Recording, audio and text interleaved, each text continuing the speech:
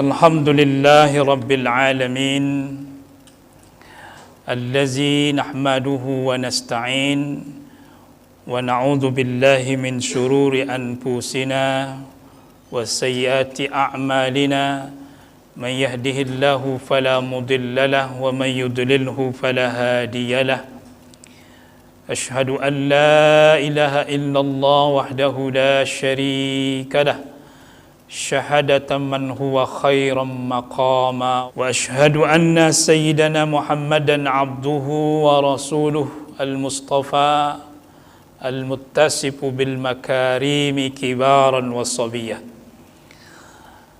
اللهم صل وسلم على سيدنا ومولانا محمد وعلى آله وأصحابه الذين يحسنون إسلامهم ولم يفعلوا شيئا فريا أما بعد فيا عباد الله أوصي نفسي وإياكم بتقوى الله وقد فاز من آمن واتقى ثم قال الله تعالى في كتابه العزيز يا أيها الذين آمنوا اتقوا الله وقولوا قولا سديدا يصلح لكم أعمالكم ويغفر لكم ذنوبكم ومن يطع الله ورسوله فقد فاز فوزا عظيما وقال في آية أخرى فأما من خاف مقام ربه ونهى النفس عن الهوى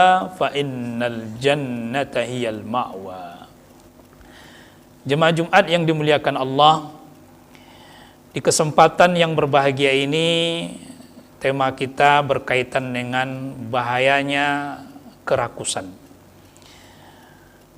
Dalam kitab yang tulis oleh Imam Al-Ghazali dalam kitab Mukasyafatul Qulub min ummahatil al-khataya, di antara induk dosa, biang dosa atau biang kesalahan itu adalah 3. Yang pertama al-kibru, yaitu kesombongan.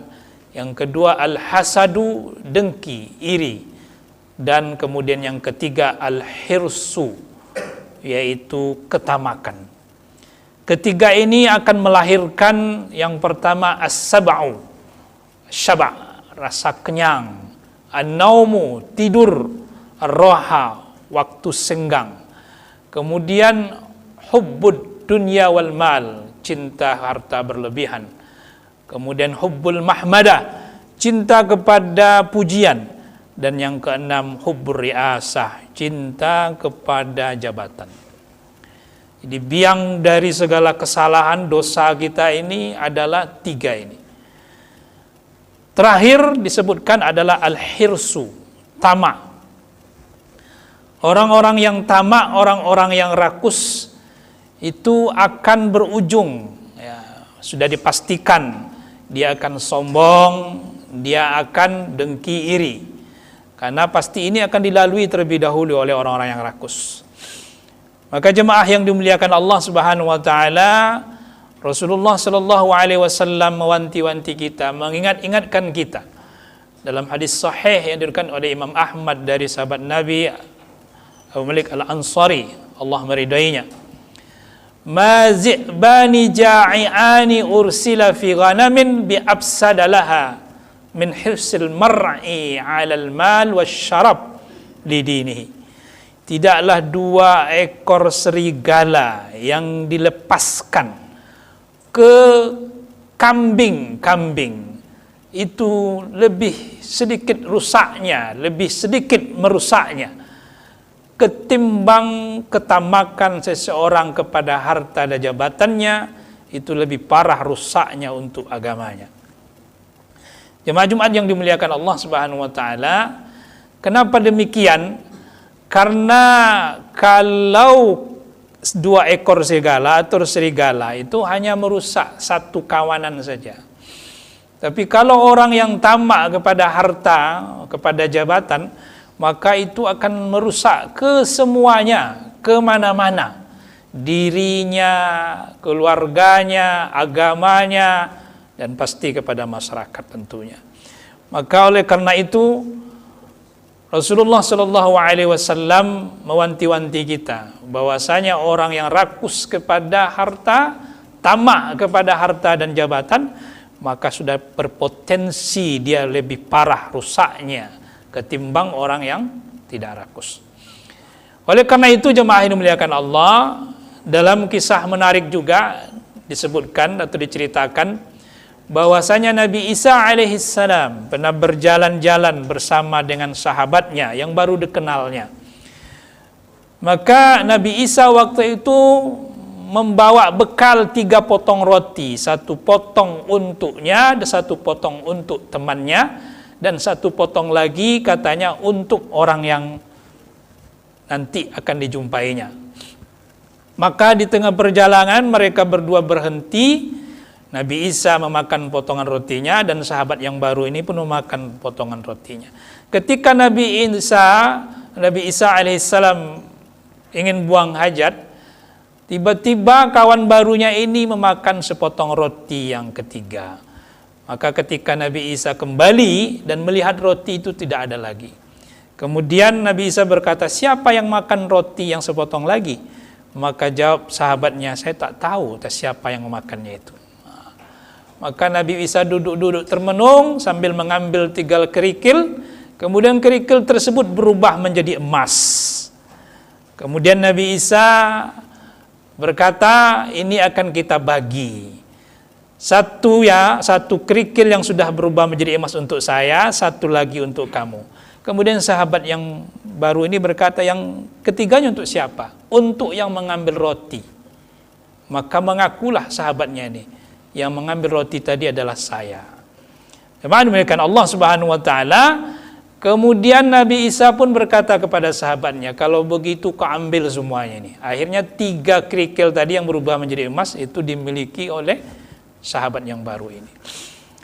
Apa ceritanya? Kemudian berpisahlah mereka berdua, yang satu pergi ke barat, yang satu pergi ke timur. Maka ketika sahabatnya ini berjalan sendiri, tiba-tiba ada 2 orang perampok yang ingin merampok sahabat Nabi Isa yang baru ini. Maka di situ terjadi tawar-menawar. Begini saja, tak usah kalian rampok saya. Kita bagi 3 saja. Untuk saya 1, untuk kamu 1, dan untuk kawan kamu lagi yang satunya. Sepakat, deal mereka. Maka dibagi 3. Tapi sebelum itu mereka ingin mengutus 1 di antara sahabatnya untuk membeli makan. Karena mereka pun lapar, maka diutuslah 1 di antara mereka itu. Yang tinggal adalah sahabat Nabi Isa bersama dengan sahabat orang yang ingin merampok tadi. Singkat cerita jemaah demikian Allah Subhanahu wa taala, ketika 1 orang sahabat dari perampok ini memberi makanan, maka terbesit dalam hatinya atau berniat ingin mengambil semua ketiga emas tersebut. Dan dia pun berencana dengan cara menaruh racun di makanan kedua sahabatnya itu atau kedua orang itu.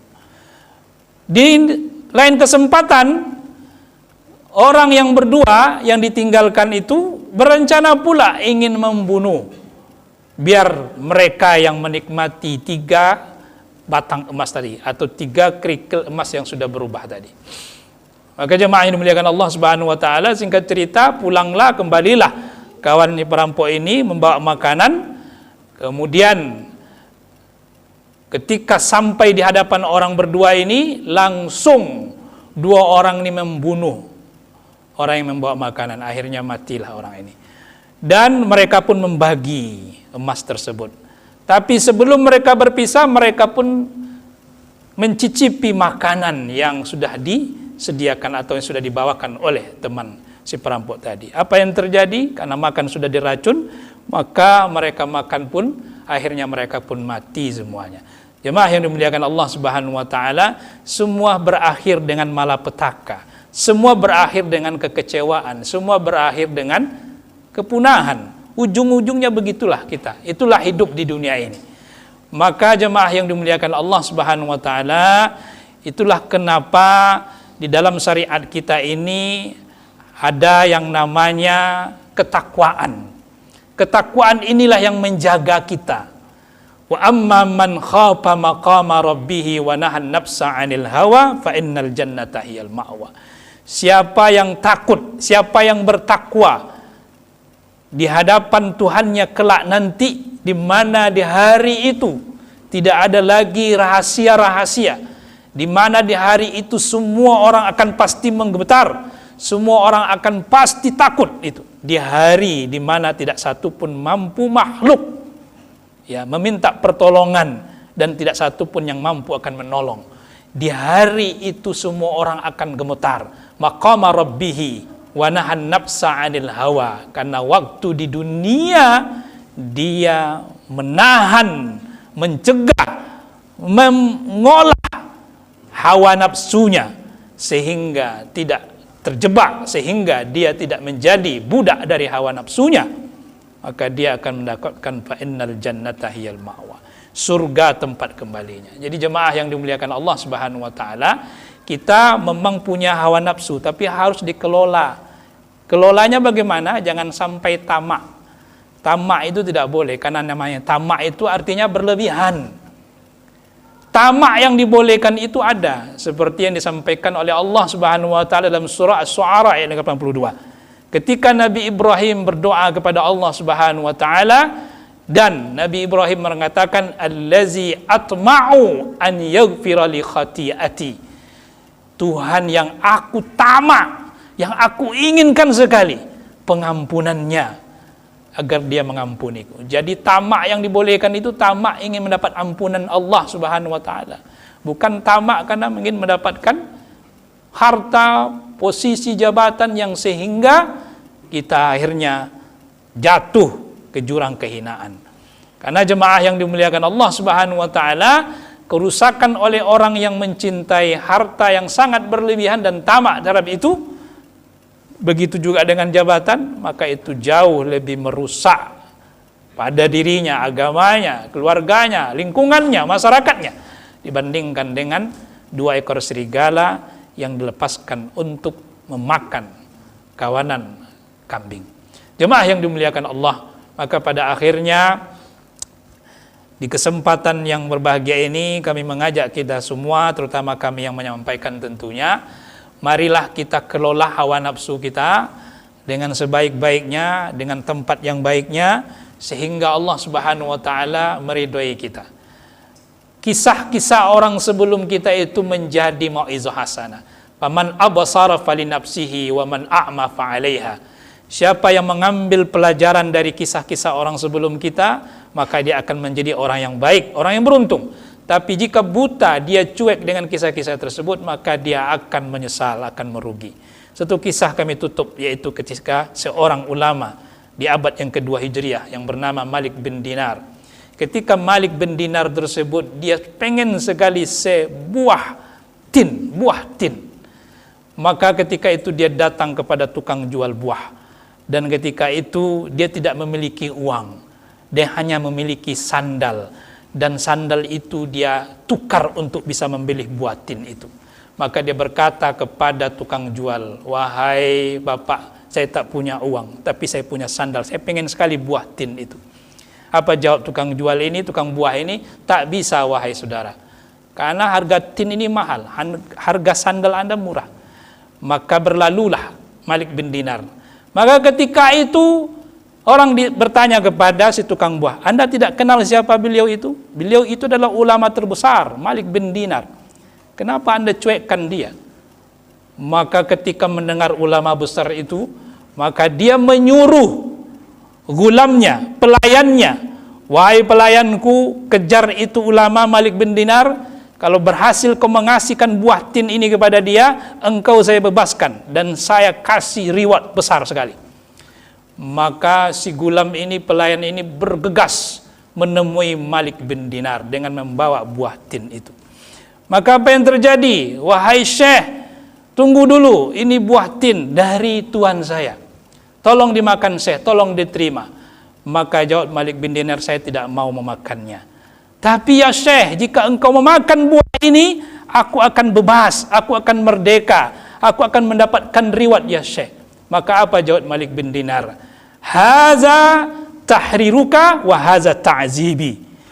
Ini memang engkau bisa bebas kalau aku makan, tapi ini azab bagiku. Kenapa azab bagiku? Karena aku tak mau abi'u dini ala dini. Aku tak mau menjual agamaku gara-gara buah tin ini.